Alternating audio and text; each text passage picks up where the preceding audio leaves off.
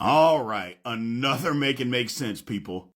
Louisiana Governor Jeff Landry thinks that if you don't come out for the national anthem, you should lose your scholarship. One of the dumbest statements I think I've ever heard anybody say about sports in my entire life. Let me tell you why. First off, the players don't decide to just stand in the locker room or sit in the locker room. That's a coach's decision. And I do mention that only because Jeff Landry didn't say anything about Kim Mulkey losing her job. He only mentioned that the players should lose their scholarship.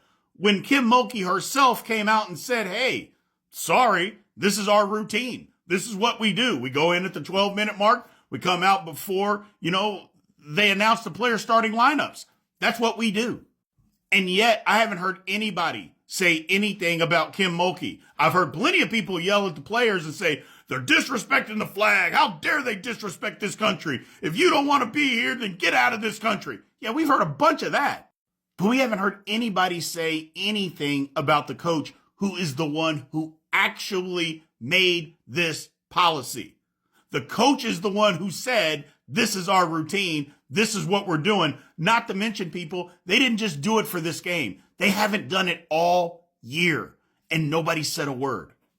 And the problem with this buffoon Jeff Landry is because if this legislation actually passed, which it won't, but if it did, it wouldn't stop there. It would be anything that they deemed that they didn't like, that they could just take somebody's scholarship away from them. You know that. I know that. We know it wouldn't just stop at that. And not only that, like I mentioned before, wouldn't the legislation need to have the coach involved and say, if this happens, the coach loses their job? But I guarantee you that's not part of what this would even be about. All I'm asking is for everybody to be held accountable the same way.